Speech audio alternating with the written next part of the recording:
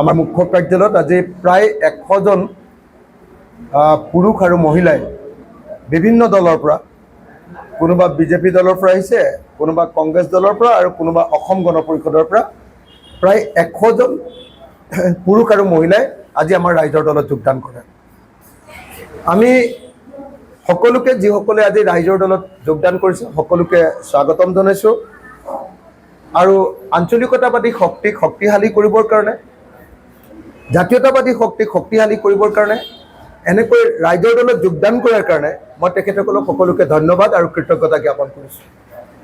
আৰু যিসকলে নতুনকৈ আমাৰ সতীৰ্থ হৈ আজি যোগদান কৰিলে সকলোকে আমি আহ্বান জনাইছোঁ যাতে দলৰ দায়িত্ব সুচাৰুৰূপে পালন কৰে, দলৰ দায়িত্ব যাতে সুচাৰুৰূপে তেওঁলোকে গ্ৰহণ কৰে আৰু দলৰ দায়িত্ব গ্ৰহণ কৰি যাতে তেখেতসকলে আমাৰ দলৰ সাংগঠনিক কাম কাজত মনোনিৱেশ কৰে তাৰ কাৰণে সকলোকে আজি আহ্বান জনাইছোঁ। আমি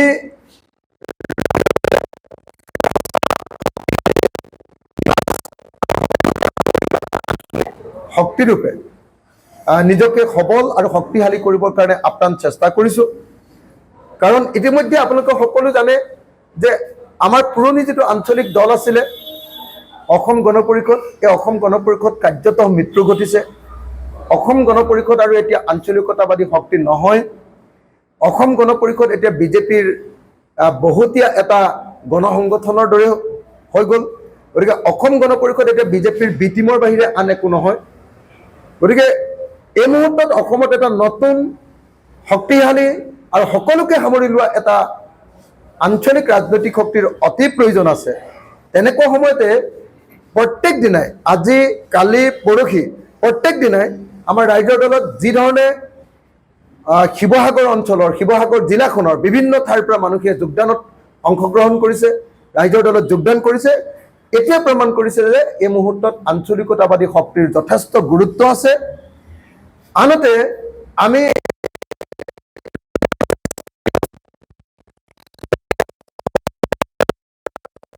পৰিষদ, অসম জাতীয় পৰিষদ আৰু ৰাইজৰ দল, আমি দুইটা দলে ঐক্যবদ্ধ হওঁ, ঐক্যবদ্ধ হৈ একলগ হৈ এটা নতুন ৰাজনৈতিক দল, এটা নতুন আঞ্চলিক শক্তি তৈয়াৰ কৰিবৰ কাৰণে আমি ইতিমধ্যে চিন্তা চৰ্চা কৰিছোঁ। এই সম্পৰ্কত অতি কমেও 5টা ৰাউণ্ডৰ আলোচনা ইতিমধ্যে আমাৰ সমাপ্ত হৈছে আৰু এই সম্পৰ্কে এতিয়া শীৰ্ষ পৰ্যায়ত আলোচনা বিলোচনা অব্যাহত আছে। আমি আশা কৰোঁ যে নিৰ্বাচনৰ পাছতেই